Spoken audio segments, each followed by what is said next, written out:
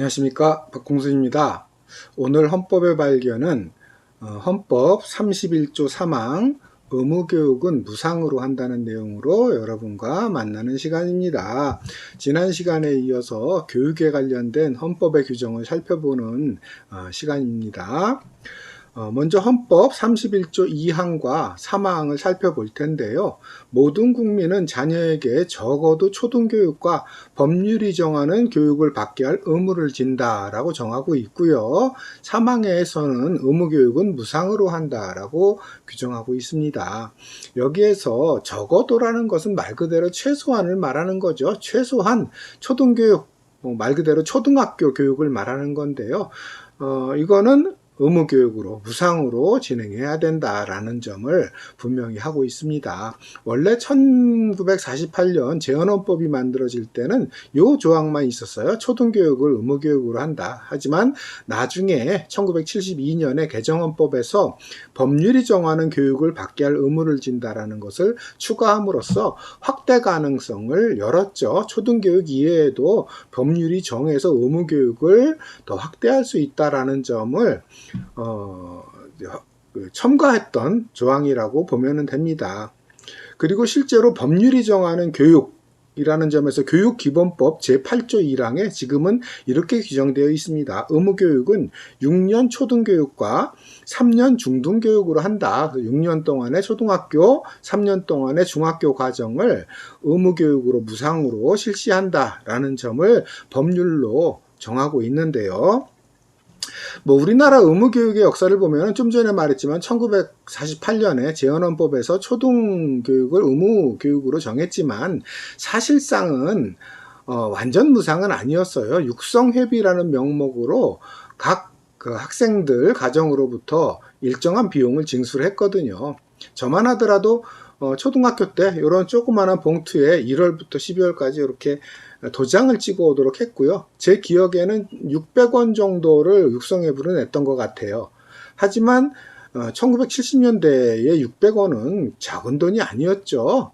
그래서 몇 달씩 밀리곤 하는 일이 많았었고요. 그럴 때면 선생님들이 학교에 온 학생들을 돌려보내는 경우도 있었어요. 집에 가서 돈 받아와라 이거죠.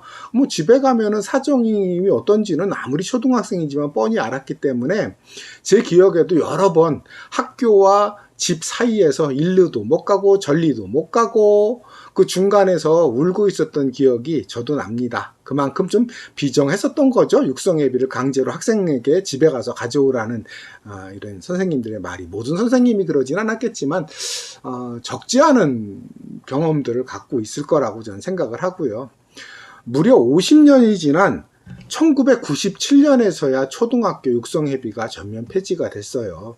그리고 1972년에 개정헌법에서 법률이 정하는 바에 따라를 삽입하면서 이후에 중학교 과정이 신설이 됐지만 육성회비에서 이름만 바뀐 사실성의 육성회비가 또 징수되기 시작했고요. 그 중학교 과정에서의 사실상의 육성회비가 폐지된 것은 2012년에 위헌 판결로 징수가 중단이 된 바가 있습니다. 자, 사실은 의무교육이 중요한 것은요, 그 이전까지의 근대 이전까지의 교육은 사실상의 귀족교육이었죠. 일반 평민들은 글을 배우기 어려웠습니다. 신분제 사회였기 때문에 높은 신분을 가진 사람에게만 제한적으로 실시되던 것이 교육이었습니다. 그리고 우민화 정책이라고 하죠. 대부분의 백성들을 바보로 만드는 정책, 글을 깨우치지 못하도록 하는 것이 오히려 강제되었고요. 미국 같은 경우는 노예제 사회에서 흑인이 글을 배우면 사형을 시켜도 상관이 없었을 정도였으니까요. 얼마나 우민화 정책, 우민화 교육이 심했었는가를 알 수 있었던 거죠. 제가 그림으로 올려놓은 유럽의 대학 강의라는 14세기의 그림을 보면은요, 당시에는 스콜라 철학, 스콜라 신학이 이렇게 유행을 하면서 상대적으로 이런 교육기관들이 많이 설립이 됐지만 역시 귀족 출신들이 주로 교육의 대상이 되었고요. 일반 평민들은 근처에 가지도 못했죠. 특히 중세 유럽 같은 경우에는 대부분의 공식적인 언어가 라틴어였잖아요. 라틴어로 예배를 보고 성경도 라틴어로 되어 있었는데 당시 라틴어는 일반 사람들이 사용하지 않는 언어였었기 때문에 글을 알아들을 수 없었죠. 대부분의 사람들, 대부분의 평민들이 문맹 상태였다고 봐도 무방하고요. 그랬다가 르네상스에 와서 단테의 신국론이 이탈리아어로 번역이 되고 종교개혁으로 성경이 각 나라 언어로 번역이 되고 근대 의무교육, 대중교육이 실시되면서야 점차적으로 대중들이 글씨를 깨우치고 성경을 자기 눈으로 읽을 수 있게 됐다 이렇게 봐야 될 거고요. 그러한 사정은 우리나라도 별로 다르지 않아서요. 우리에게 유명한 그림이죠. 김홍도의 서당에 나오는 이 교육 장면도 일반 대중적 교육이라고 보기는 어렵고요. 사대부, 즉 양반 중심의 교육 과정이었다라고 보시면 됩니다. 뭐 국가기관에서 실시하는 제도 교육이라기보다는 사설 교육이죠. 서당이라는 것은. 그리고 이 장면은 회초리를 맞고 오는 것이 아니라 당시에는 암송을 하는 방법을 중시했었는데요. 책을 놔두고 뒤돌아서서 숙제로 외우도록 되어 있던 것을 제대로 외우면 통과, 외우지 못하면 회초리를 맞는 그런 장면이죠. 그래서 제대로 외우지 못해서 회초리 맞기 위해서 밑에 댄님을 풀르는 그런 장면이라고, 그러면서 질질 짜는 장면이라고 보면 되겠는데요. 옆에 보면은 갓 쓴 친구가 있죠. 결혼을 해서 갓을 쓴 학생도 있고요. 아직 총각 머리를 하고 있는 학생들도 있는데 양반의 교육 과정이었다라고 보시면 됩니다. 그랬다가 근대에 들어서서 조금씩 의무교육이 제도적인 대중교육이 실시되기 전이라 하더라도 간이 학교식으로 한 17세기, 18세기 접어들면서 처음에는 도시에서 시작해서 지방, 시골로 확대되는 그런 학교들이 있었어요. 그랬다가 1819년에 지금은 이제 독일이죠. 프로이센을 중심으로 해서 의무교육이, 초등 의무교육이 실시가 됩니다. 그리고 헬리라는 사람의 학교라는 그림은 그 당시에 실시되던 초등학교 의무교육 그 과정의 모습을 그림으로 우리에게 보여주고 있는데요. 어찌 보면 우리 옛날에 1960년대, 70년대의 초등학교 모습을 그대로 갖다 놓은 것 같죠. 중앙에 석탄 난로가 있고요. 우리 때는 조개탄을 뗐었는데 그 다음에 비슷한 연령대의 학생들이 쭉 모여 있었죠. 요점이 다른 겁니다. 그 이전에 간이 학교에서는 나이 차이가 현격했거든요. 막 3살, 4살 이 타과 과정에 필요로 되는 나이대의 학생들도 있었고요. 막 15살, 16살, 10살 이상 차이 나는 학생들이 한 교실에서 성경을 중심으로 교육을 받았고요. 당시에는 엄격해서 회초리가 많이 사용됐었다고 하죠. 그랬다가 의무교육이 실시되면서 연령이라든가 그러니까 연령이 규정이 되고 비슷한 연령대 학생들이 한 교실에서 교육을 받는 장면을 볼 수 있는데요. 이제 학교라는 것이 대규모로 지어지기 시작하죠. 그리고 교과 과정이라는 게 생겨가지고 전 국민이 공통적인 교과서로 배우기 시작하는 이런 풍속도가 펼쳐지게 됩니다. 우리의 경우는 저 난로 옆에 도시락을 겨울이면 올려놔서 따뜻하게 데워 먹었던 기억이 아마 떠오를 텐데요.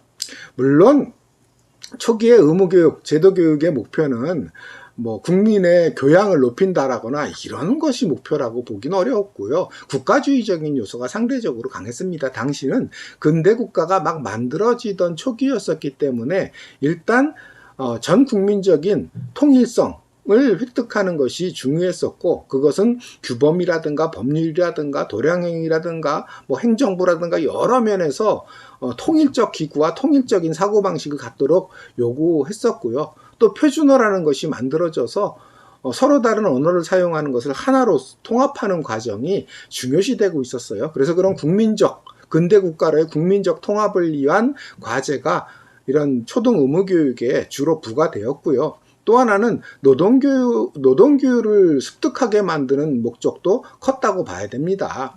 왜냐하면은 근대식 자본주의 공장에서의 노동이라는 것이 당시의 사람들에게는 익숙한 것이 아니었어요. 농업이라는 것이 그렇게 규율에 맞춰가지고 몇 시부터 몇 시까지 일하고 몇 분 쉬고 뭐 이런 것들이 딱딱 정해져 있는 게 아니었잖아요.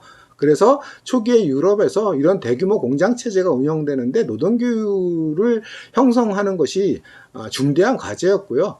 그것을 전 국민에게 그 습득시키기 위한 가장 유력한 통로가 바로 이런 의무교육, 제도교육이었다. 그래서 50분 수업, 10분 휴식.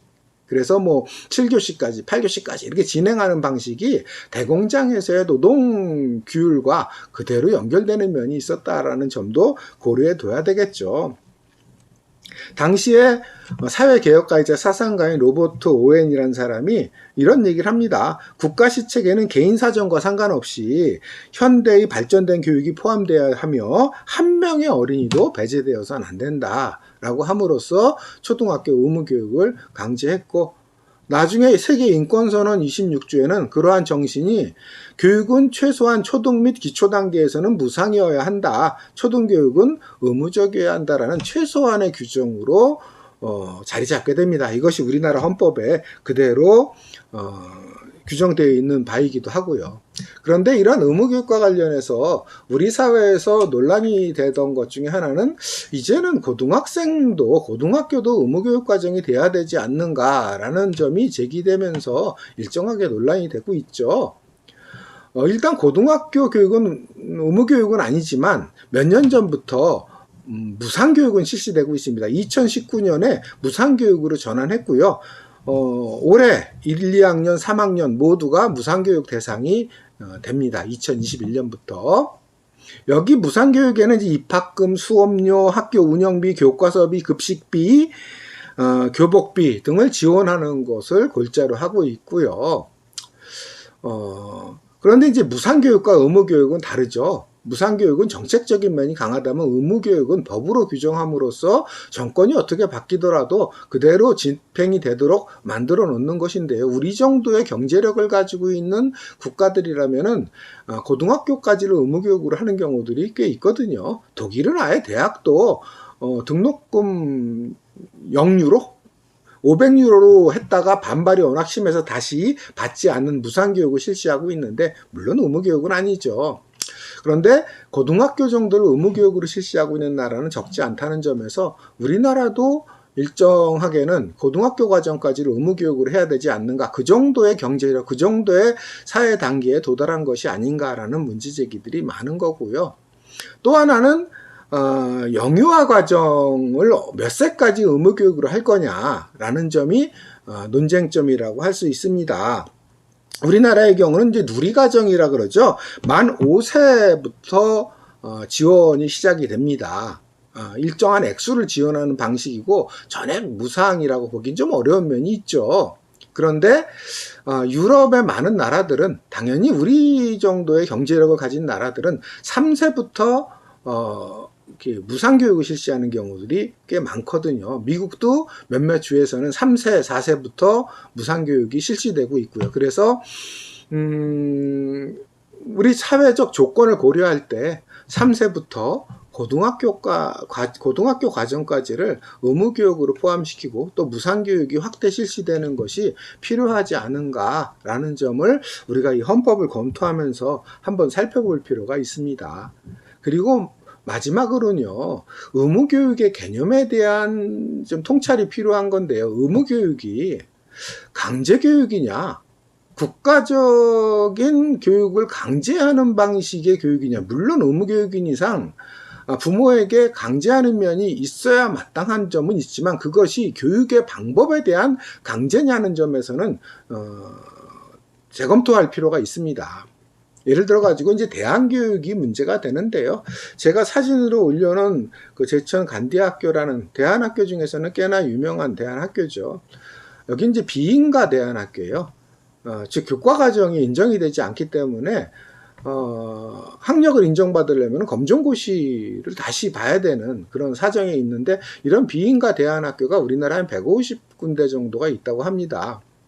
그러니까 대안학교를 일정하게 인정을 하지만 그것이 법적 테두리 내에서 인정을 받기 위해서는, 즉 졸업 자격이 인정되기 위해서는 두 가지가 충족돼야 돼요. 하나는 국민 공통 기본 교과라고 정해진 교과 과정을 절반 이상을 그 학교에서 이수해야 되는, 그 교육이 실시돼야 되는 것이 있고요. 그 다음에 교사들이 국가가 인정한 교사 자격증을 반드시 소지하고 있어야 된다는 점, 이것이 충족되는 경우에만 법적인 자격이 주어지고요. 그것을 넘어서는 교육 프로그램을 진행하거나 아니면 교사가 일정 비율로 그 교사 자격증이 없는 사람이 포함될 경우는 비인가 학교로 돼서 필요로 되는 지원이라든가 자격을 인정받지 못하게 됩니다. 하지만 제가 그 밑에 세계 인권선언 26조 사항을 써놨는데요. 부모는 자녀에게 제공되는 교육 종류를 선택할 우선권을 가진다.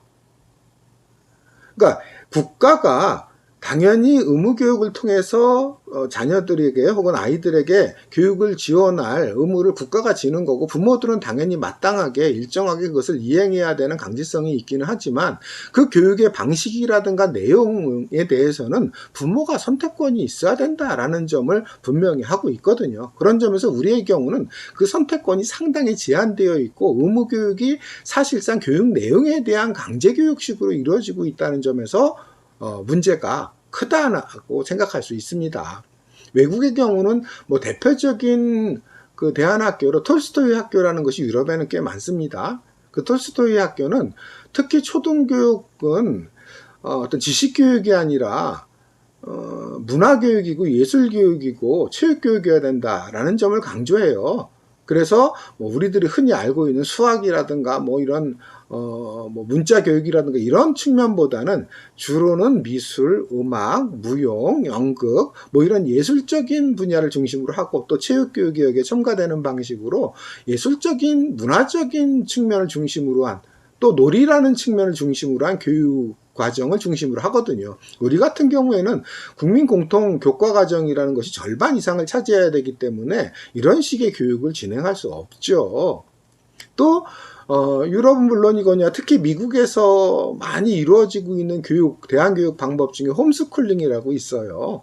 부모들이 학교에 학생을 보내는 것이 아니라, 학교라는 것은 어느 정도 집단교육의 성격을 갖고 개인의 개성과 취향을 충분히 살리는 데는 상당한 제약이 따르잖아요. 그렇기 때문에 제도교육 방식이 아니라 학부모들이 서로 역할 분담을 해가지고 어느 학부모는 어떤 과목을, 어떤 다른 학부모는 어떤 과목을, 그리고 또 필요로 되는 부모들로 충족이 안 되는 부분이 있으면 교사를 초빙해가지고 진행하기도 하고, 또 그런 어떤 교육 철학에 동의하는 부모들이 프로그램을 짜는 거죠. 어떤 교육을 중심으로 할 거냐, 그게 예술 중심의 교육으로 할 거냐, 아니면 놀이 중심의 교육으로 할 거냐, 아니면 뭐 인문학 초등에 맞는 인문학 사회학적인 것들을 할 거냐, 뭐 여러 가지 방법으로 그 가지고 있는 마인드가 있을 것 아니에요. 혹은 협동심을 중심으로 할 건지, 아니면 이제 경쟁을 중심으로 할 건지, 다양한 취향이나 다양한 철학들이 있을 텐데, 그런 것들을 합의해서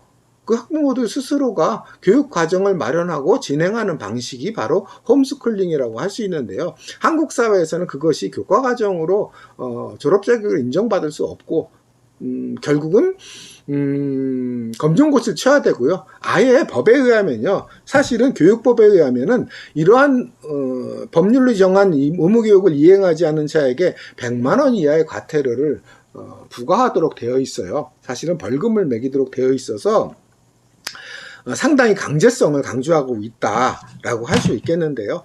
아까 세계 인권선언 26조에서 봤듯이 교육 내용을 선택할 우선권, 선택에 대한 권리들이 보장되는 방식으로 의무교육의 개념이, 또 실제 내용이 확대될 필요가 있지 않는가, 이런 점을 우리가 한번 고민해 볼 필요가 있겠습니다. 그럼으로써 의무교육의 형식과 내용을 좀 더 확대하고 풍부하게 만들어서 그만큼 개성 있고 개인의 발달에 충분히 개인의 발달이 보장되는 방식으로 의무교육이 진행될 수 있도록 하는 것이 우리의 과제가 아닐까, 이렇게 생각을 합니다. 자, 오늘은 간단하게 의무교육과 관련된 헌법의 의미를 살펴봤고요. 또 논란이 되고 있는 점들, 또 문제가 되고 있는 점들에 대해서 한번 공감하는 시간을 가져봤습니다. 다음 시간에 다른 헌법 내용을 가지고 여러분과 다시 만나겠습니다. 의미 있는 내용이었으면 구독과 추천 부탁드리고요. 여기서 마치겠습니다. 감사합니다.